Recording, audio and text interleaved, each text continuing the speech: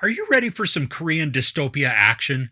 Netflix's series Black Knight features some crazy sci fi action mixed with political intrigue. But is it worth the binge?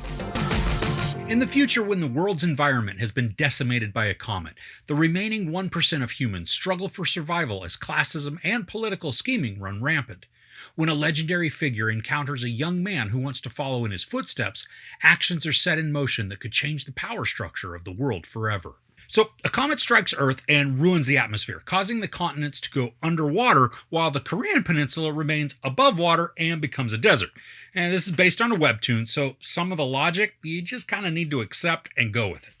Now, society is broken up into a class system, with the lowest class called the refugees, and they don't have barcodes that allow for purchasing and interactions with the government, so they're just nomads living on the fringe, doing their best to survive.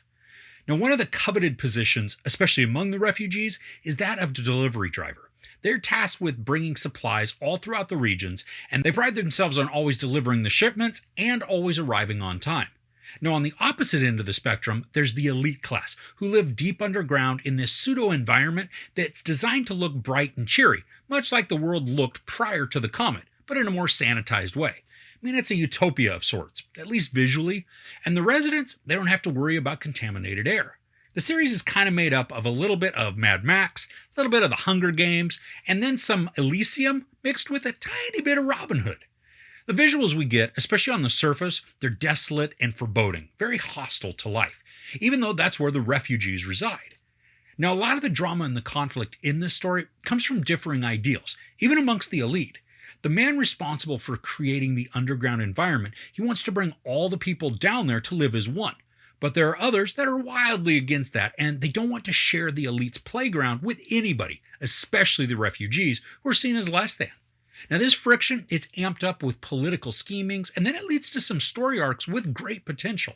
And then, because there are those that don't want the refugees to have the same rights as the elite, some of the delivery drivers, they take it upon themselves to level the playing field. And this allows for some fun fight sequences as well as crazy driving action. And the one-shots, they are amazing and immersive, which is also made even cooler with some impressive drone footage. Now, there's a fighting sequence during a competition that's wildly impressive, interspersing in different scenes from training to show growth and progress simultaneously with the actual execution.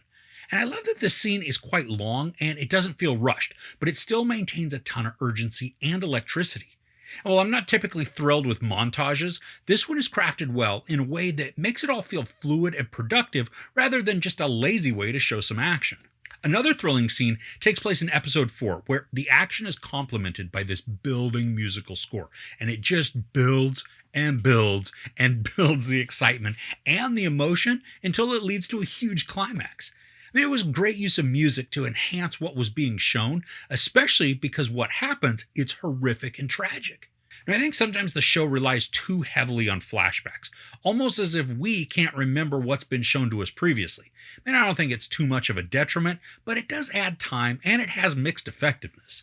And even though there's some obvious setups, especially when a character might be in peril, it doesn't take away from the emotional impact and the devastation that can follow. There's some characters in this that don't have major roles, but their presence is integral to character motivations, greatly raising the character investment. Now, this is most evident with the characters Useless, Dummy, and Dum Dum. I mean, their innocence, naivete, and simplicity makes them endearing, meaning that if they're ever in danger, it's just natural to be worried for them. Now, on its face, this series really is an exciting action drama, with some political intrigue too. But if we look deeper into the execution, there are actually some larger issues.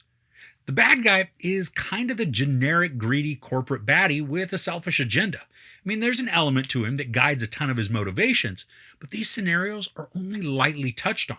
We can see actions and then can glean some of the meanings, but amongst all his other nefarious aspirations, he's searching for something. And that thing is both ill-defined and even more poorly explained. And I like that the villain's actions help to raise questions about human rights and class structures, but they feel superficial with the story just choosing to focus more on action than on the story development. Now, our main protagonist, called 5-8, is mostly an enigma, which I don't think is a bad thing at all. The mystery builds into this larger-than-life hero persona that then the people have just instilled upon him. He's said to be the best delivery driver and also the strongest and best when it comes to fighting. And while that mystique is good, I'd really like to know more about the character. I mean, we get small flashback sequences and we can sort of understand his stance, especially when it comes to the haves versus the have nots. But diving into how he became this legend would have added more substance to his character. And I do like that he's easy to root for because he is kind of like a Robin Hood figure. I mean, he's standing up for those who can't stand up for themselves. Now, I really enjoyed how the story followed this kid named Saul. He's goofy, very naive, but also incredibly aspirational because he wants to be a delivery man, and he's willing to do whatever it takes to become one. And for all the insight we get into his current situation and his challenges, there's a part of him that is very integral to some of the story, but it's only mentioned kind of in passing. There's a quality to Saul that makes him very desirable, and he's also blindly confident, which can then be both a plus and a minus, but he's also a very tough fighter. Now, there's an explanation that's given, but just like a lot of the story elements in this show, it's very surface level and it's not delved into. And then with Saul, diving into his past would be very insightful and create a great arc for the overall story to examine, especially how it ties in with the elites and the refugees and all that they've experienced in the last 40 years. Now, there's some info that comes about in the last 2 episodes that, again, is just rich with backstory potential and really is vital information for future scenes, but it only gets a mention and then the story moves on. This show could have easily been 8 or 10 episodes, and as long as it maintained the energy that already existed, diving into the backstories of characters and their relationships would only make the political intrigue and darkness that much more rich. I wish the story wouldn't have stayed so thin in a lot of the areas. I mean, I loved the action, and I was hooked into what we do know, but I'd be even more emotionally invested if motivations were better informed through story details. I binged all 6 episodes very quickly, and I was sucked in. But as I said before, I could have used another 2 to 4 episodes to really examine the world and the characters more fully, giving us a richer storyline that didn't feel as hollow when it ends. Now, I don't get the sense that this is going to have more seasons, but if it does, I hope we go deep into the character development to make the whole thing more worthwhile. So overall, Black Knight is an exciting sci-fi action series that features some wonderful visual stylings and camera work. When one-shots and skillful drone work are employed, the show can be immersive and exciting. The characters have the potential to be very captivating, but are hamstrung by their lack of development and depth. The story also suffers from not fully examining the themes that it establishes, making what could be an excellent series into something that's just okay, but fun. There's no sex or nudity, some profanity, and a ton of violence. I give Black Knight 3 out of 5 couches. So are there any dystopian or futuristic series that you have fun watching? Let me know what they are in the comments below. If you enjoyed this review, please give it a like. Also, don't forget to share and subscribe. I'm Chris. This is Movies and Munchies. Thanks for couching with me.